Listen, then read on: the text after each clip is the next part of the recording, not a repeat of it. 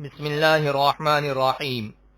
صرف 5 منٹ کا مدرسہ قرآن و حدیث کی روشنی میں 97واں دن 7 ربیع الثانی۔ نمبر 1، اسلامی تاریخ۔ صفا پہاڑ پر اسلام کی دعوت۔ نبوت ملنے کے بعد رسول اللہ صلی اللہ علیہ وسلم 3 سال تک پوشیدہ طور پر دین کی دعوت دیتے رہے۔ پھر اللہ تعالیٰ کی طرف سے حضور صلی اللہ علیہ وسلم کو کھلم کھلا اسلام کی دعوت دینے کا حکم ہوا۔ اس حکم کے بعد رسول اللہ صلی اللہ علیہ وسلم نے صفا پہاڑ کی چوٹی پر چڑھ کر مکے کے تمام خاندان والوں کو آواز دی۔ جب سب لوگ جمع ہو گئے تو آپ صلی اللہ علیہ وسلم نے فرمایا، اے لوگو، اگر میں تم سے یہ کہوں کہ اس پہاڑ کے پیچھے ایک لشکر آ رہا ہے جو عنقریب تم پر حملہ کرنے والا ہے تو کیا تم اس بات کا یقین کرو گے؟ سب ایک زبان ہو کر بولے، کیوں نہیں، آپ تو صادق اور امین ہیں۔ پھر آپ صلی اللہ علیہ وسلم نے فرمایا، لوگو، ایک اللہ پر ایمان لاؤ اور بتوں کی عبادت چھوڑ دو۔ میں تم کو ایک سخت عذاب سے ڈرانے اور آگاہ کرنے آیا ہوں جو بالکل تمہارے سامنے ہے۔ یہ سن کر سبھی لوگ سخت ناراض ہوئے۔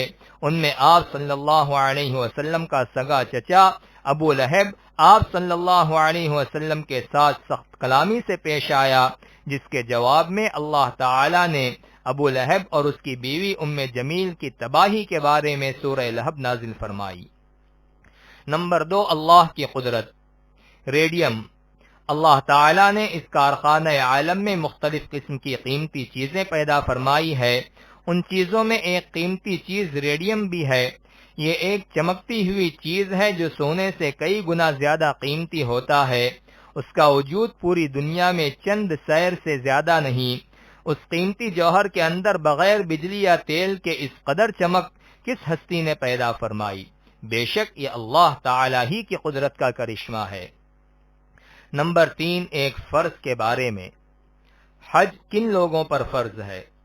قرآن میں اللہ تعالیٰ فرماتا ہے، اللہ کے واسطے ان لوگوں کے ذمے بیت اللہ کا حج کرنا فرض ہے جو وہاں تک پہنچنے کی طاقت رکھتے ہوں۔ نمبر 4، ایک سنت کے بارے میں۔ غسل کرنے کا سنت طریقہ۔ رسول اللہ صلی اللہ علیہ وسلم جب غسل جنابت فرماتے تو سب سے پہلے ہاتھ دھوتے، پھر سیدھے ہاتھ سے بائیں ہاتھ پر پانی ڈالتے، پھر استنجے کی جگہ دھوتے، پھر جس طرح نماز کے لیے وضو کیا جاتا ہے اسی طرح وضو کرتے، پھر پانی لے کر اپنی انگلیوں کے ذریعے سر کے بالوں کی جڑوں میں داخل کرتے، پھر 3 دفعہ دونوں ہاتھ بھر کر یکے بعد دیگرے سر پر پانی ڈالتے، پھر سارے بدن پر پانی بہاتے اور سب سے آخر میں دونوں پاؤں دھوتے۔ نمبر 5، ایک اہم عمل کی فضیلت۔ نرم مزاجی اختیار کرنا۔ رسول اللہ صلی اللہ علیہ وسلم نے فرمایا، کیا میں تم کو ایسے شخص کی خبر نہ دوں جو دوزخ کے لیے حرام ہے اور دوزخ کی آگ اس پر حرام ہے؟ دوزخ کی آگ حرام ہے ہر ایسے شخص پر جو تیز مزاج نہ ہو بلکہ نرم ہو، لوگوں سے قریب ہونے والا ہو، نرم خو ہو۔ نمبر 6، ایک گناہ کے بارے میں۔ سود کھانے کا عذاب۔ رسول اللہ صلی اللہ علیہ وسلم فرماتے ہیں کہ معراج کی شب میرا گزر چند ایسے لوگوں پر ہوا جن کے پیٹ گھڑوں کے مانند بڑے بڑے تھے، جس میں سانپ تھے جو پیٹ کے باہر سے نظر آتے تھے۔ میں نے حضرت جبرائیل علیہ السلام سے پوچھا، یہ کون لوگ ہیں؟ تو فرمایا، یہ سود کھانے والے ہیں۔ نمبر 7، دنیا کے بارے میں۔ دنیا کے پیچھے بھاگنے کا وبال۔ رسول اللہ صلی اللہ علیہ وسلم نے فرمایا، جو شخص دنیا کے پیچھے پڑ جائے اس کا اللہ تعالی سے کوئی تعلق نہیں، اور جو دنیاوی مقصد کے لیے اپنے آپ کو خوشی سے ذلیل کرے اس کا ہم سے کوئی تعلق نہیں۔ نمبر 8، آخرت کے بارے میں۔ جہنم کا جوش۔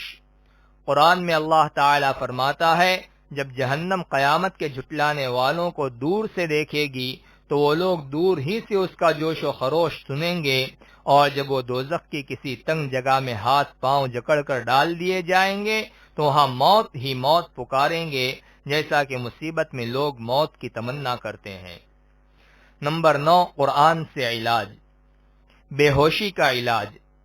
حضرت عبداللہ بن مسعود رضی اللہ عنہ نے ایک بے ہوش شخص کے کان میں کچھ پڑھ کر دم کیا جس سے وہ ہوش میں آ گیا، تو آپ صلی اللہ علیہ وسلم نے دریافت فرمایا تم نے کیا پڑھا؟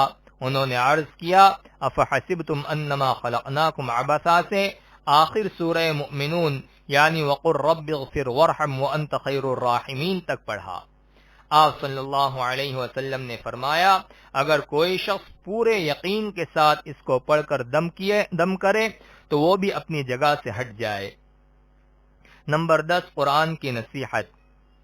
قرآن میں اللہ تعالی فرماتا ہے اے ایمان والو اگر کوئی فاسق تمہارے پاس کوئی خبر لے کر آئے تو اس کی تحقیق کر لیا کرو، کہیں ایسا نہ ہو کہ تم کسی قوم کو اپنی لا علمی سے کوئی نقصان پہنچا دو، پھر تم کو اپنے کیے پر پچھتانا پڑے۔